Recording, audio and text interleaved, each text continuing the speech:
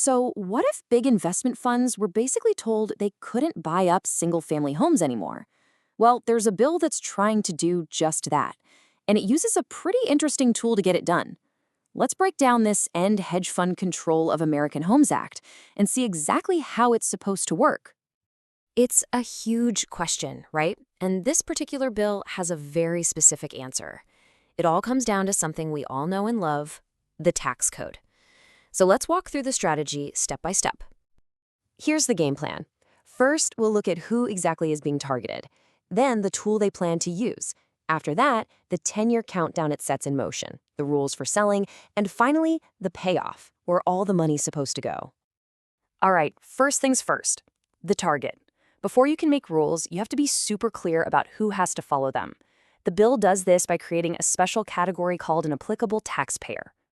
So who is this applicable taxpayer? Well, the bill isn't going after just any old company that owns property. It's really zeroing in on entities that manage big pools of money from investors. Think hedge funds or those big real estate investment trusts. They are the main target here.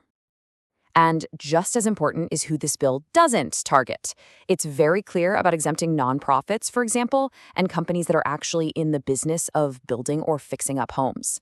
And of course, this has absolutely nothing to do with you or me and the home we live in. Okay, so we know who the target is. Now, let's talk about the tool. It's a two-part tax solution, and it's designed to completely change how these companies operate in the housing market. The strategy is kind of brilliant in its simplicity. It's got two parts.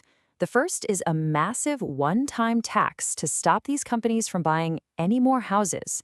The second is a nagging annual tax to pressure them into selling off the houses they already own. And when I say massive, I mean it. That first tax is a 50% hit on the home's fair market value.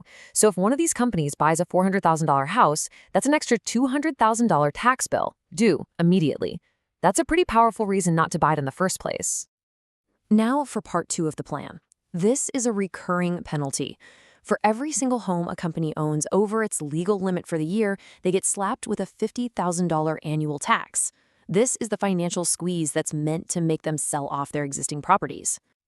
And that $50,000 penalty brings us right to the countdown, because the bill forces these companies to get rid of their homes on a pretty strict 10-year schedule.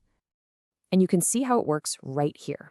In year 1, a hedge fund has to sell off 10% of its houses.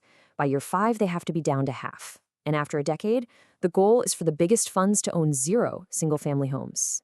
For the other guys, they're capped at 50. It's a gradual but total phase-out. Okay, next up, the rules. Because, forcing a company to sell thousands of homes is one thing, but the bill is also really picky about who's allowed to be on the buying end of that deal. I mean, this is the first thing that pops into your head, right? What's to stop Big Fund A from just selling its whole portfolio to Big Fund B? Then nothing really changes. Well, it turns out the bill thought of that. It handles this by creating something called a disqualified sale. Basically, a sale doesn't count if the buyer is another corporation or even an individual who already owns a home. The idea is to make sure these houses end up with first-time home buyers. And here's the kicker. This is how they enforce it. If a company makes one of these disqualified sales, say to another big corporation, the law basically just pretends the sale never happened, at least for tax purposes. The original seller is still on the hook for that $50,000 annual tax until they find a real qualified buyer. So you have all these taxes and penalties flying around, which is going to generate some serious cash.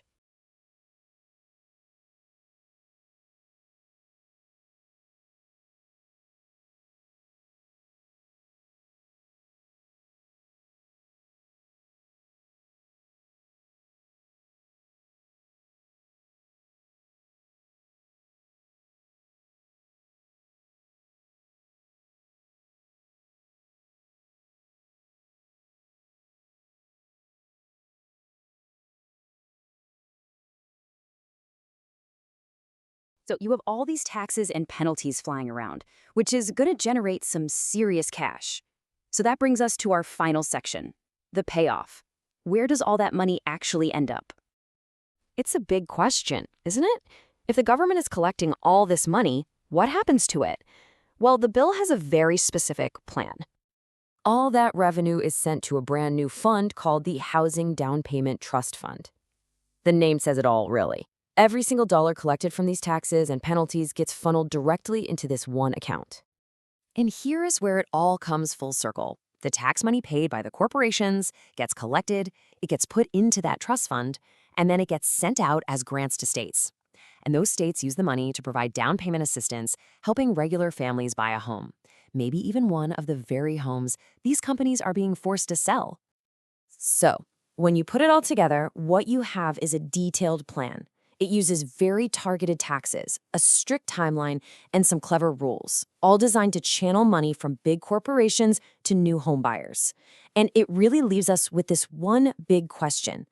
Could tweaking the tax code in this way actually reshape who owns American homes? That is the fundamental idea behind this entire bill.